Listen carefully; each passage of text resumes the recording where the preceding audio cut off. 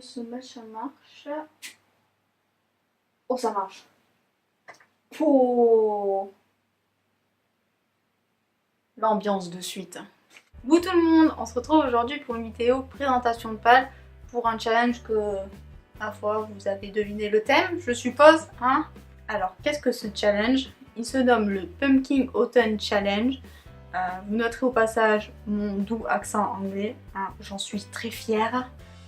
Ce challenge a été créé par la booktubeuse Guimauze et la chaîne de Thérèse Guimauze, donc je vous mettrai le lien quelque part, hein, en barre d'infos, et je ferai une fiche, je pense aussi.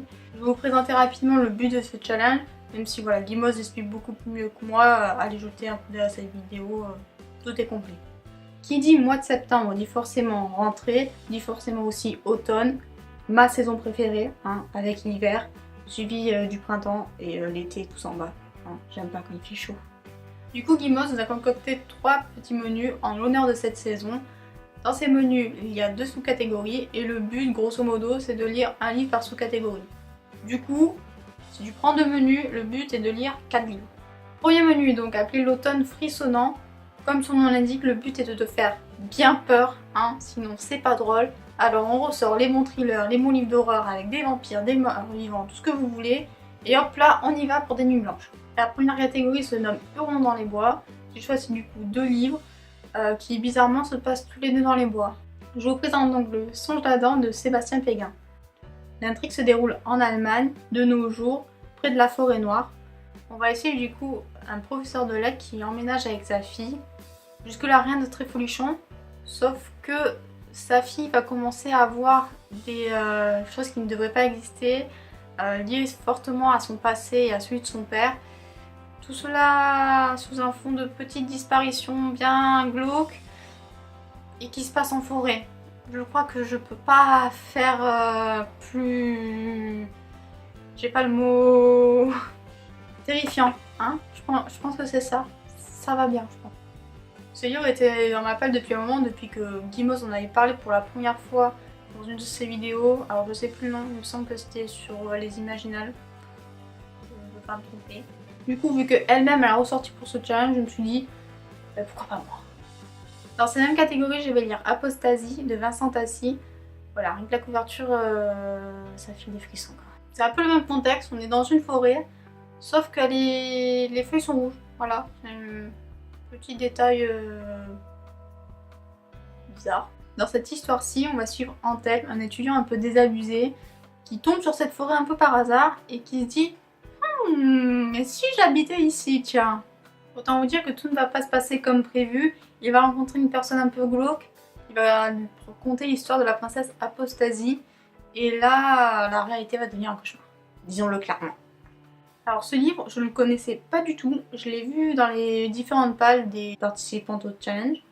Certains l'ont mis dans cette catégorie-là. D'autres l'ont mis dans celle juste après. Moi je le laisse là parce que c'est surtout le côté thriller qui m'intéresse. La seconde catégorie s'appelle la crypte des morts vivants. Là vous pouvez sortir tout ce qui est zombies, vampires, fantômes, sorcières, enfin voilà. Le but c'est de se faire peur mais en plus voilà, d'avoir quelques petits vampires, morts vivants. Dans cette catégorie je vais lire aussi 2 livres et le premier se nomme L'Alliance des Trois qui est le premier tome de la saga Autre Monde de Maxime Chatham. Dans cette histoire on va suivre 2 enfants, Matt et Tobias, si je me souviens bien des noms, qui vont se réveiller un beau matin après une grosse tempête, un bel orage, tout seuls. Voilà. Tout seuls. Plus adultes, plus personne dans les rues. Matt et Tobias, du coup, vont chercher à savoir ce qui s'est réellement passé pendant cette affreuse tempête. Et ils vont vite se rendre compte que finalement, ils sont pas si seuls que ça. Cette saga me faisait un peu de l'œil. Surtout depuis que Lemon June et Neil ont fait une vidéo esprit dessus en vantant les mérites de cette série, à tel point elle était merveilleuse et tout ça. Bah du coup je me suis dit, pourquoi pas, je vais tester. Toujours dans cette catégorie, je vais vous parler de Alice au pays des morts vivants de Meinak Dar. Comme le titre l'indique, on va retrouver Alice, des morts vivants, et tout ça se passe en Inde. Pour vous expliquer le contexte, on a un virus qui a éradiqué la majeure partie de l'humanité, ou sinon qui les a laissés à l'état de morts vivants. Et quelques surveillants se sont donc regroupés entre eux et ont créé un nouveau gouvernement. Et ce gouvernement, autant vous dire que il est bien méchant. Au milieu de tout ça, on a donc Alice qui essaie de survivre tant qu'elle peut. Et un jour, elle va tomber sur un zombie avec des oreilles de lapin. Et elle se dit, oui, je vais le suivre. Oui, Alice, bonne idée. Ouais. Ce livre, j'y suis un peu tombée par hasard. Je l'ai vu à la Fnac, j'ai vu la couverture, j'ai fait, ouais, ça a l'air cool. Et avec tout ça, je viens de me rendre compte que je suis très mort-vivant en fait. On passe donc au deuxième menu qui s'appelle L'automne nous sort de vivre. Là, on redescend un petit peu. On s'est bien fait peur. On va respirer doucement et se remettre de nos émotions un peu difficiles. La première catégorie s'appelle Creepy Spooky Halloween. C'est pour ceux qui veulent se faire un petit peu peur, mais qui veulent pas s'attaquer au premier menu quand même. Hein, ils veulent rester dans le soft. Dans cette catégorie, je vais lire L'apprenti épouvanteur de Joseph Delaney, qui est le premier tome de cette fameuse saga appelée l'épouvanteur.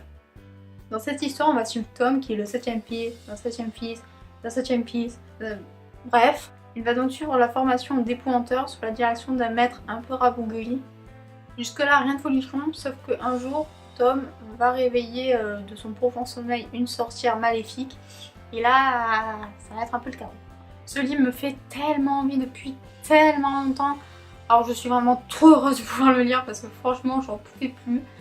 Je l'ai dans la palme mais depuis au moins un an, c'est voilà, la libération. Il n'y a pas d'autre mot. On continue dans ce menu avec la deuxième catégorie qui s'appelle Fall in Love. Et là, ça c'est corsé. Cette catégorie regroupe surtout tout ce qui est romance ou lecture un peu doudou. Moi les romances... Mais j'ai quand même réussi à trouver chaussure à mon pied. On verra ce qu'on ça donne après.